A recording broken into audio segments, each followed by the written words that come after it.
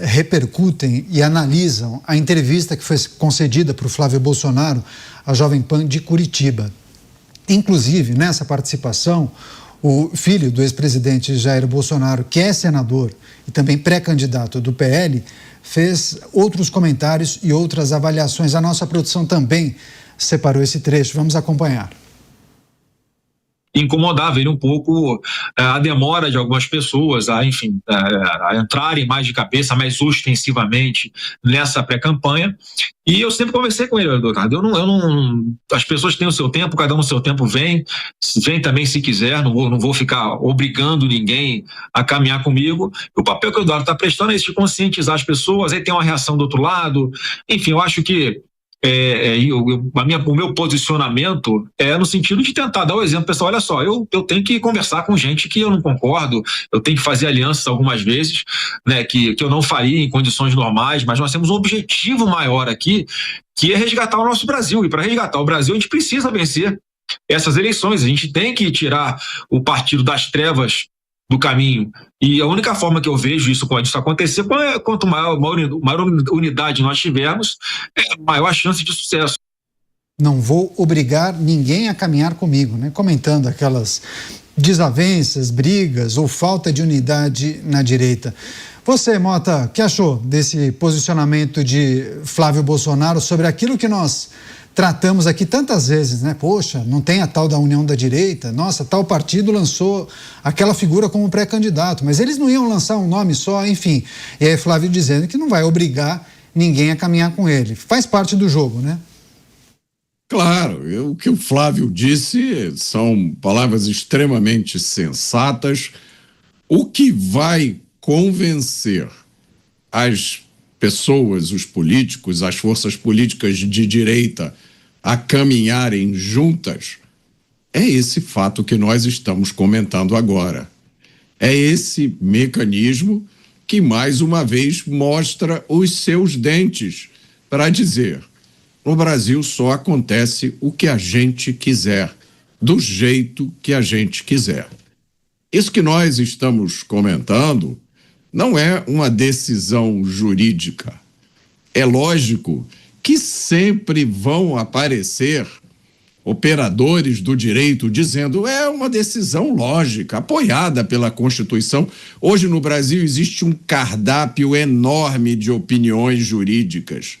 Qualquer que seja a decisão tomada pelo Estado, sempre aparece um jurista para defender. Foi assim em todos os regimes ditatoriais. Stalin, quando fazia os seus julgamentos espetáculo, ele tinha lá juristas do lado dele defendendo. A mesma coisa aconteceu na Alemanha, em todos os países da Cortina de Ferro. O que nós estamos assistindo é um movimento político. A minha opinião é que não vai colar. Isso me lembra uma lei que existia nos países da Cortina de Ferro, que dizia que era proibido você lembrar fatos históricos, fatos que realmente aconteceram, são verídicos, mas se eles forem inconvenientes ao poder, é crime você trazer esses fatos. Então, essa aposta, assim me parece, né, que essa aposta de que o ativismo judicial, nessa altura do campeonato, na era do Banco Master, vai conseguir fazer com Flávio o que fez com o Jair, essa, Caniato, me parece uma aposta que nem as betes aceitariam bancar. As falas de Flávio Bolsonaro, nessa entrevista que ele concedeu à Jovem Pan do Paraná, de Curitiba, estamos exibindo alguns trechos e acompanhando as análises dos nossos comentaristas. Deixa eu passar para o Dávila. Dávila, quando o Flávio discorre, analisa a situação da direita e algumas desavenças que ocorreram no caminho, eu tenho visto alguns analistas fazerem a seguinte reflexão: bom, se porventura a direita optar em abraçar um projeto só, talvez a direita possa ganhar no primeiro turno. Se não, haveria fatalmente um segundo turno. Qual é a decisão que os partidos têm que tomar a partir dessa indicação, essa sinalização dos institutos de pesquisa? Renato, a questão é matemática. Na matemática hoje da legislação eleitoral que vigora no país você tem 2 grandes candidatos liderando as pesquisas, Lula e Flávio Bolsonaro, com enorme índice de rejeição. O que isso significa é que muitas pessoas dizem que não votariam nenhum nem o outro.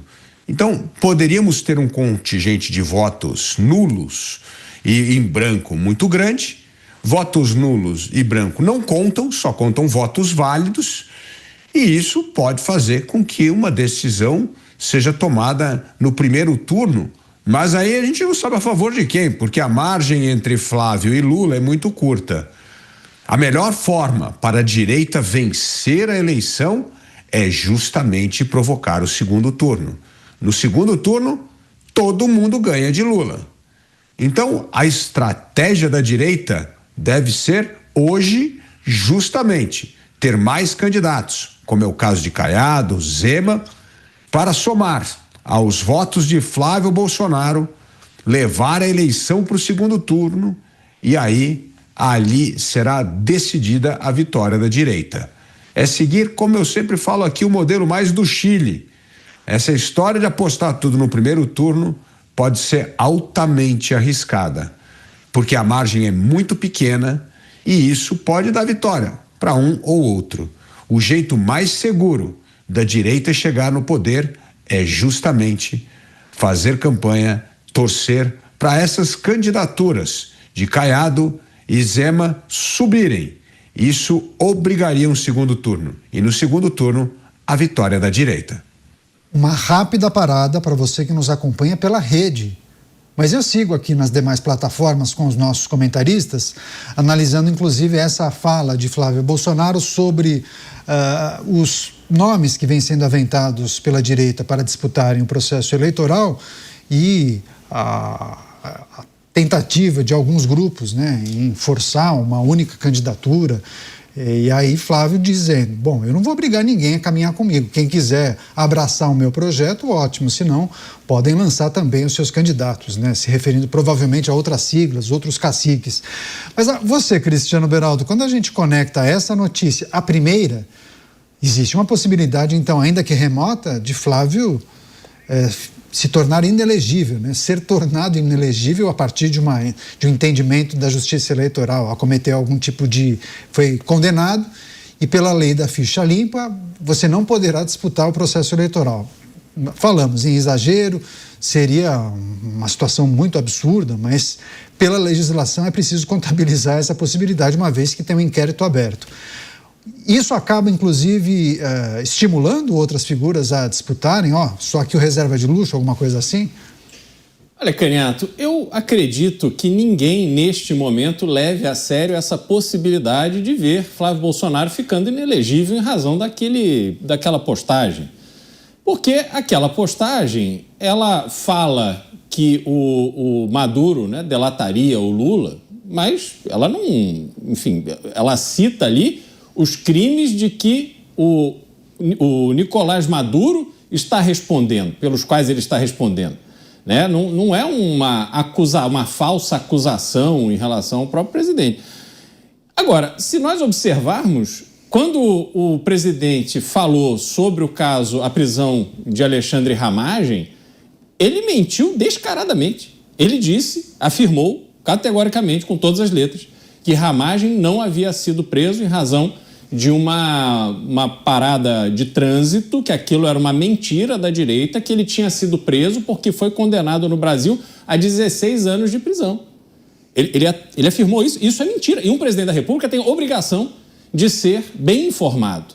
Então, se o peso, né, valer para os dois lados, então temos um problema aí. O Supremo precisa se debruçar também sobre esse e tantos outros casos que a gente é brindado pela presidência da República todos os dias. Agora, no caso específico de Flávio, o que acontece? Sabe-se que a eleição será decidida no segundo turno. O fato de Caiado, o fato de, eventualmente, Zema ou algum outro candidato de direita se lançar na disputa, eles não vão dividir voto com Lula. esse voto ele não vai sair, a pessoa vai dar, não sei se eu voto no Lula ou no Zema, isso é um volume marginal de votos. Então são votos que se dividem na direita para ver quem é o candidato da direita que chegará ao segundo turno.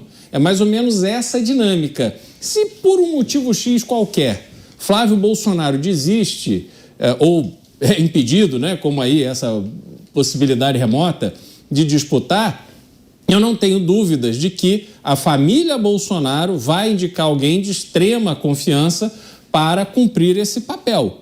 E a partir daí, a gente terá os votos que iriam para Flávio Bolsonaro migrando, né, certamente com alguma perda e tal, para o novo candidato. Mas eu não vejo uma mudança expressiva no cenário eleitoral, não.